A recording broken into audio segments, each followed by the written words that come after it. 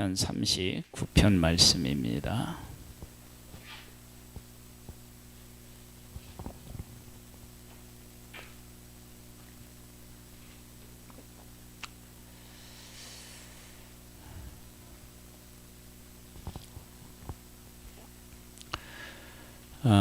우리가 사는 세상은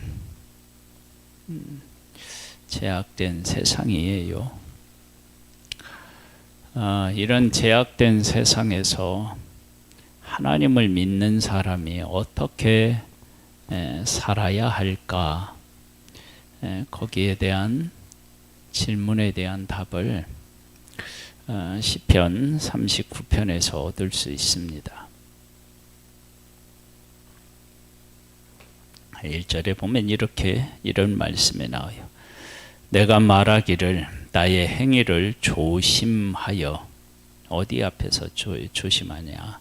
내 혀로 범죄하지 아니하리니 악인이 내 앞에 있을 때에 내가 내 입에 재갈을 먹이리라 하였더라.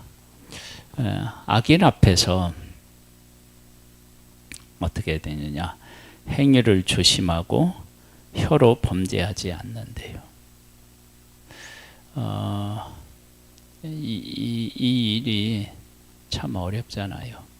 악을 악으로 갚고 싶은 것이 우리들의 마음이니까요. 그러면서 이렇게 얘기해요. 2절에 보면 내가 잠잠하여 선한 말도 하지 아니하니 나의 근심이 더 심하도다. 그러니까 악인 앞에서는 할 말이 없는 거예요. 그들한테 우리가 교훈을 준다고 우리 교훈을 받을 것도 아니고, 그들한테 우리의 사정을 알아달라고 하소연하기도 안 되고, 그러니까 그들 앞에서 뭐라고 말을 할 수 있는 게 없는 거예요.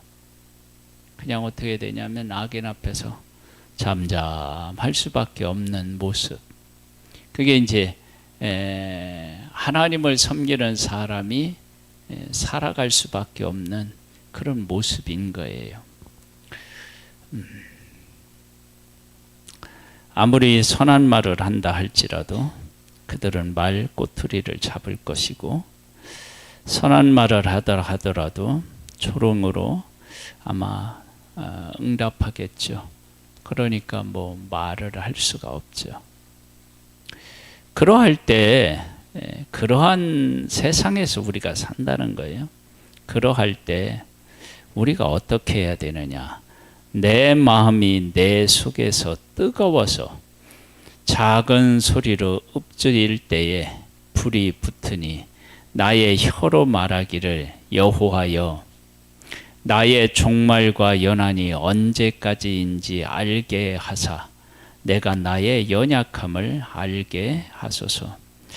해석이 어려울 것 같기도 하고 사실은 또 별거 아닌 것 같기도 한 그런 내용인데요.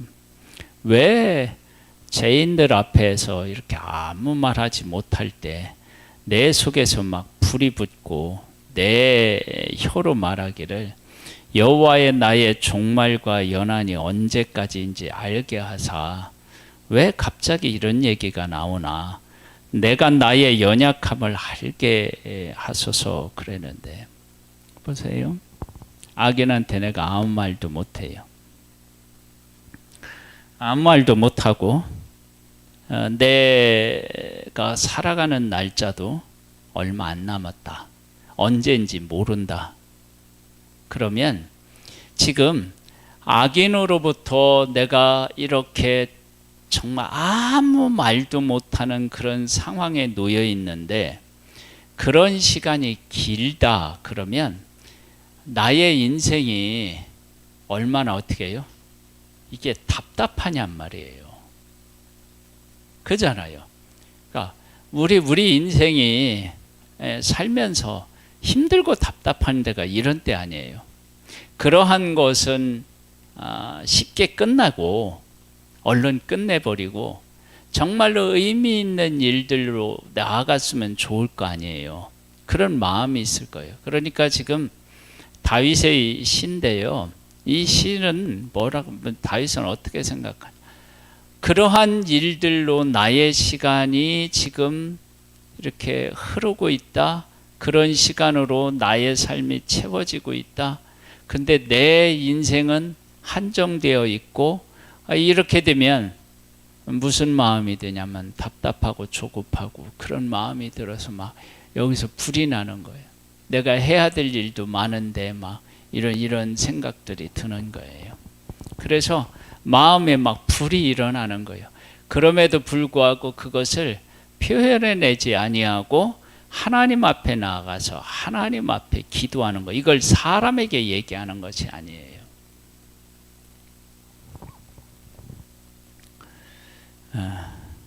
인생은 짧지 않나요? 그렇죠? 그렇다고 내가 답답한 일을 당했다고 그 막 원수들한테서 가서 다시 막 나의 속마음을 털어놓을 수는 없는 거예요.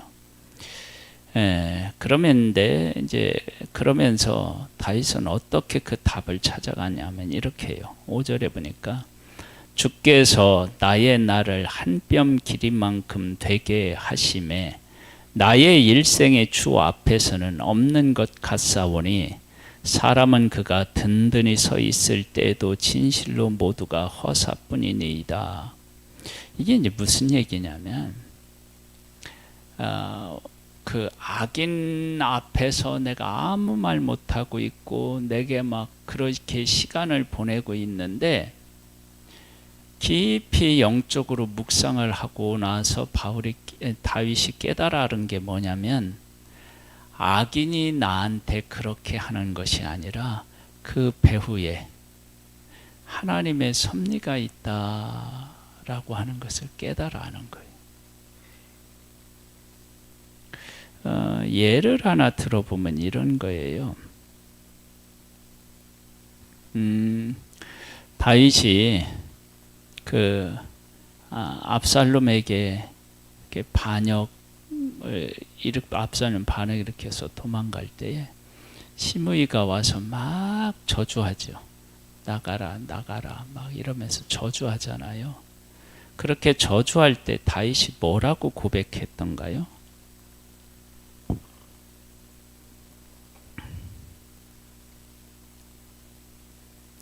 뭐라고 고백하냐면 이렇게 고백해요. 왕이 이르되 수르야의 아들들아 내가 너희와 무슨 상관이 있느냐? 그가 저주하는 것은 여호와께서 그에게 다윗을 저주하라 하심이니 네가 어찌 그리하였느냐 할 자가 누구겠느냐? 이렇게 얘기해요. 그러니까 다윗이 그렇게 저주했던 그 배경에는 하나님이 있을 수 있다. 이렇게 이제 고백을 하는 거예요.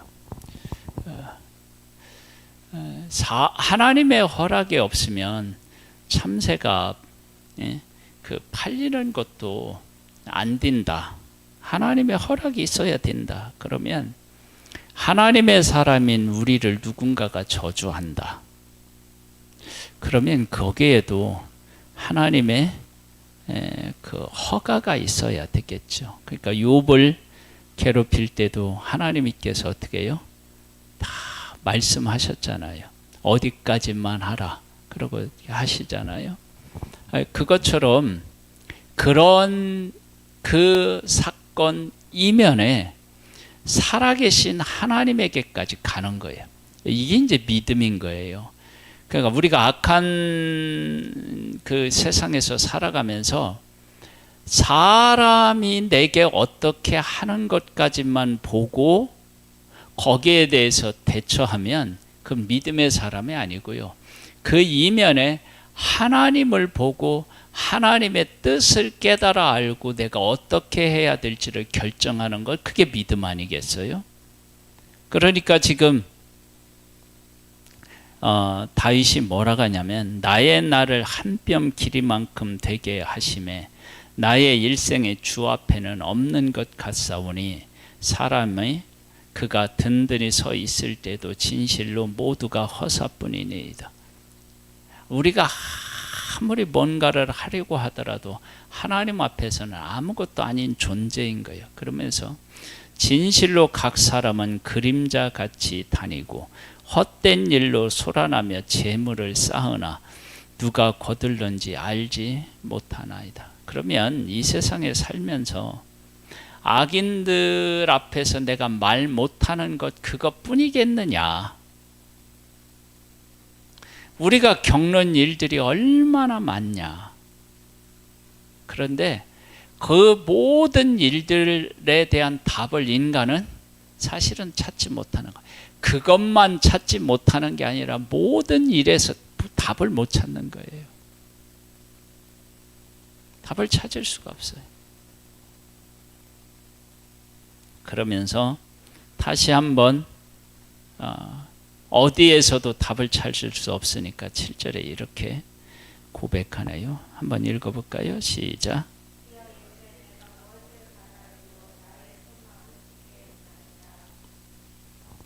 나의 소망은 하나님 앞에 있는 거죠. 그 어디에도 없는 거예요. 나의 모든 죄에서 건지시며 우매한 자에게서 욕을 당하지 아니하게 하소서. 내가 잠잠하고 입을 열지 아니함은 주께서 이를 행하신 까닭이니이다. 우매한 자에게서 욕을 당하지 아니하게 하시고 죄에서 모든 죄에서 건져주시고 주여 내가 무엇을 바라리요? 내 주께 소망이 하나님께만 있다. 그러니까 하나님 여기서 건져주십시오. 그러면서 왜 잠잠했느냐? 그러면 하나님께서 어떻게 해요? 뒤에서 일하시니까 내가 잠잠하는 거예요.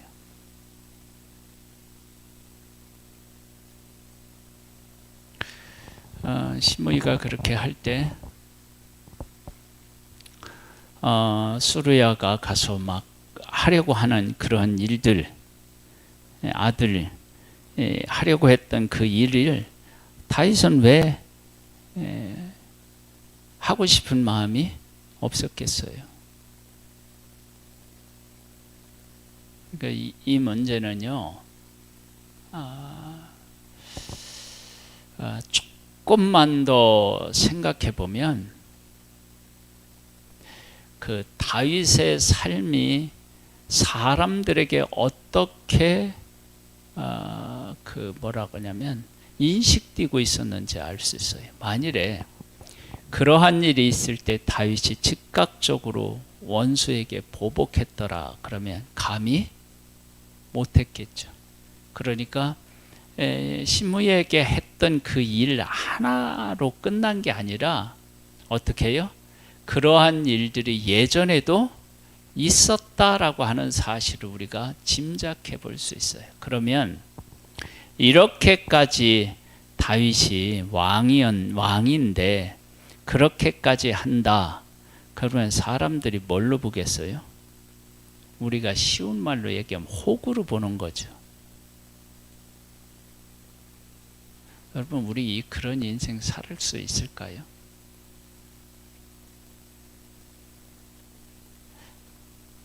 내가 한두 번은 어떻게 그렇게 한다고 하더라도 계속 그런 일들을 사람들에게 당하고 나는 아무 말도 못하고 있다. 그러면 사람마다 나중에 이제 열이 받쳐가지고 막 소리지고 막 어떻게 또 그렇게 할지도 몰라요.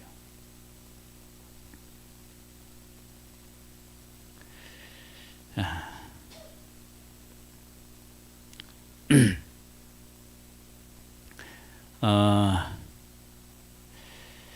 11절에요. 주께서 죄악을 책망하사 사람을 징계하실 때에 그 영화를 좀먹음같이 소멸하게 하시니 참으로 인생이란 모두 헛될 뿐이니이다.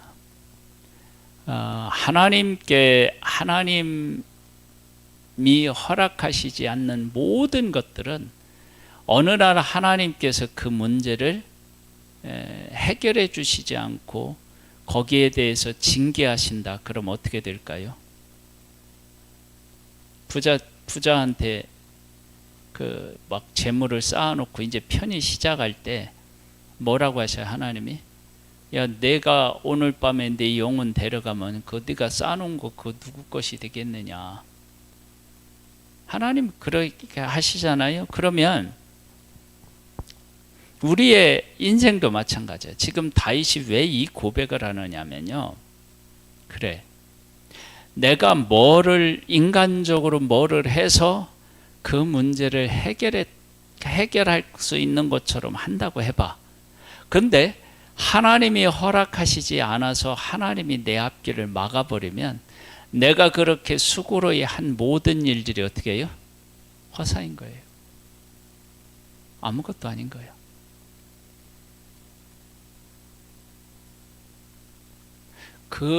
그와 같은 것들이 누구에 지금 보이고 있느냐 그러면 다윗에게 그게 보이는 거예요.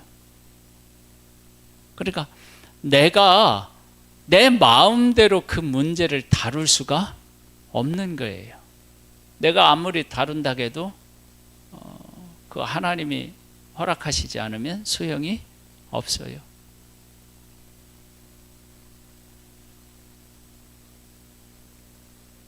그러니까 다윗이 정말 답답한 거예요. 답답하게 하나님이 만드셨다고도 할 수 있어요. 왜요? 사람에게 말을 못해요. 옳은 얘기도 못해요. 악인에게. 그렇다고 내 마음대로 뭐를 또 할 수도 없어요. 이런 완전히 사방이 막혀 있는 것 같고 도저히 돌파구를 찾을 수 없어요. 하나님 왜 그러셔요? 악인이 나한테 그렇게 막 그런 일들로 싸우면 내 인생이 얼마나 남은지도 모르는데 얼마나 소중한데 거기에 내 진액을 빼야 되나 이런 거 생각하면 결론이 뭐냐면 간절하게 하나님을 찾아서 하나님의 응답을 받아내는 길밖에 없는 거예요. 이제 그 얘기가 나와요.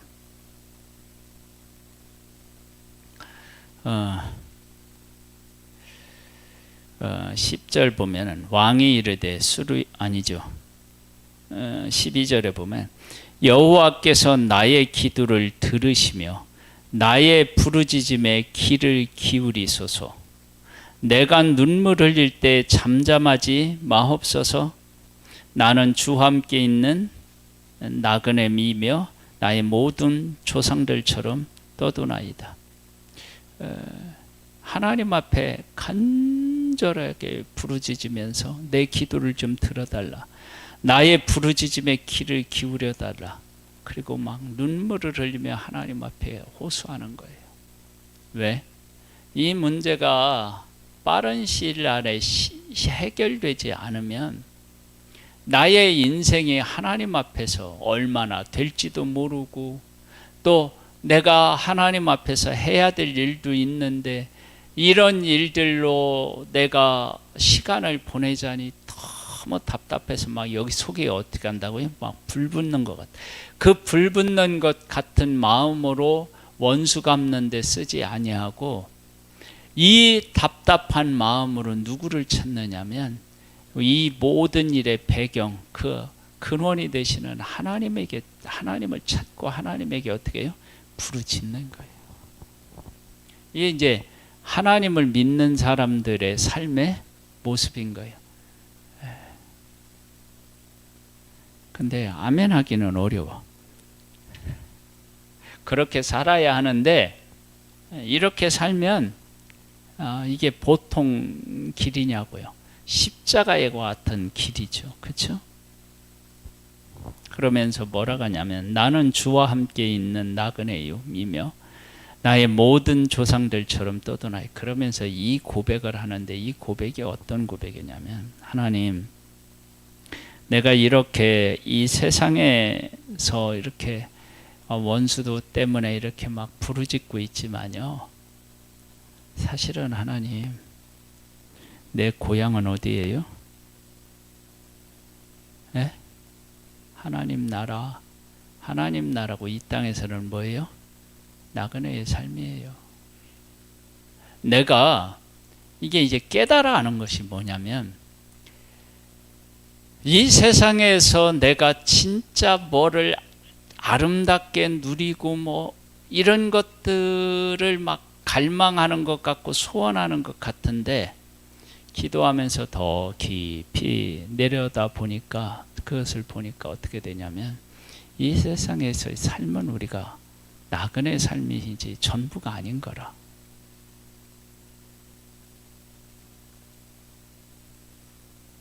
내가 그런 존재. 그러니까 이런 사실까지도 깨달아 알게 된다. 그러면 사실은 우리 안에 말이 더 없죠. 누구한테 뭔 말을 해요? 이제는 이런 것까지 깨달으면 하나님 앞에도 할 말이 있어요, 없어요? 없어.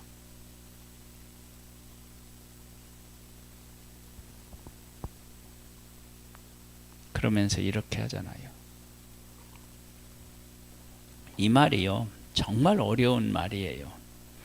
주는 나를 용서하사 내가 떠나 없어지기 전에 나의 건강을 회복시키소서. 갑자기 건강에 대한 얘기가 왜 툭 튀어나오나?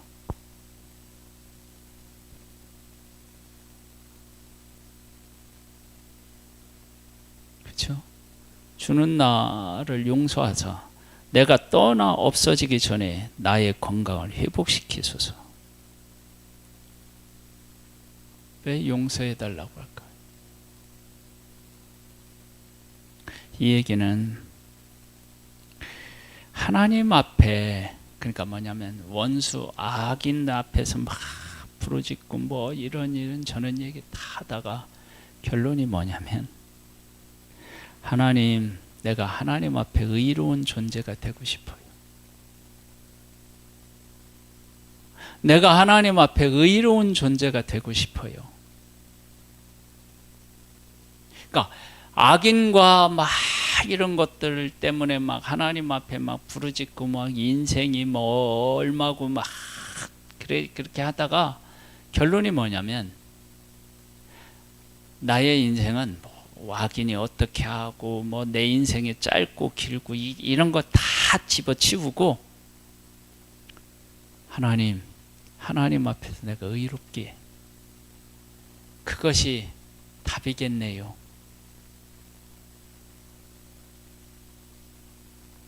그러면서 뭐라고 하냐면, 내가 떠나 없어지기 전에 나의 건강을 회복시키소서. 뭐냐면, 내가 그렇게 그런 의로워지고 싶은 마음이 있다 그러면, 그러한 마음으로 살아내야 하는 시간, 기회가 주어져야 될 거 아니에요. 그렇죠? 그럼 어떻게 해요? 하나님, 나를 회복시켜 주세요. 내가 다시 이 귀한 하나님의 뜻을 내가 이렇게 깨달아 알고 그렇게 했으니까 그 모습으로 내가 건강하게 다만 얼마라도 살아내야 되지 않겠습니까? 이렇게 하나님 앞에 막 부르짖는 것. 우리가 이제 하나님 앞에서 이렇게 살면서 뒤늦게 건강을 잃고 난 뒤늦게 내 인생을 하나님의 뜻대로 살지 못한 것에 대한 후회가 밀려와. 그럴 때 우리가 뭐라고 기도해요? 하나님, 내가 나에게 다시 한번 기회를 주시면 주를 위해 살겠으니 주님, 나를 어떻게 해요? 건강을 좀 허락해 주세요. 내가 하루라도 건강한 몸으로 주를 위해서 살다가 주님 앞에 가고 싶어요. 이런 기도 안 할까요? 하지 않겠어요? 그러니까 다윗이 사람하고 막 싸우고 뭐 어쩌고 저쩌고 인생이 뭐 어쩌고 저쩌고 막 이렇게 하다가 나중에 보니까 그런 것들은 다 격가지고 진짜 중요한 것은 그런 와중에도 내가 하나님을 의지하고 하나님만 바라보고 하나님 뜻을 위해서 살아갈 수 있는 그런 의인으로 서면 그게 그냥 답이지. 악인이 없어지는 문제가 아니라는 거. 내가 얼마나 더 오래 사느냐 안 사느냐 그런 문제가 아니고 하나님 앞에서 내가 얼마나 의로운 존재로 내가 살아갈 것인가. 그래서 나의 잘못된 것 있으면 용서해 주시고요. 나를 건강을 회복시켜 주셔서 다시금 주를 위해 살 수 있도록 그냥 악인과 씨름하고 그런 문제 때문에 막 속에 불 붙는 것 같은 그게 아니라 그 와중에서 하나님의 뜻을 추구하며 그 뜻을 이룰 수 있도록 하나님 나를 좀 붙들어 주시고 기회를 좀 허락해 주세요. 오늘은 이 세상이 악한데요. 악한 세상에서 의로운 사람들이 어떤 몸부림을 가지고 우리의 인생을 세워나갈 것인지 그런 문제를 같이 나누었는데 우리 세 번째 불렀던 찬양을 다시 한번 부르고 기도하는 시간을 좀 갖겠습니다.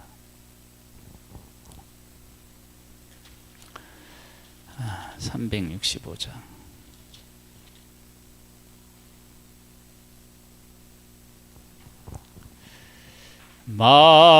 마음속에 근심 있는 사람 주 예수 앞에 다리어라.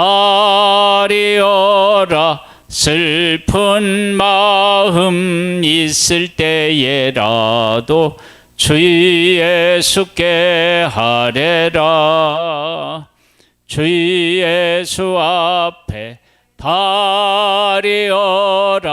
주 우리의 친구니 무엇이나 근심이지 말고 주 예수께 하래라.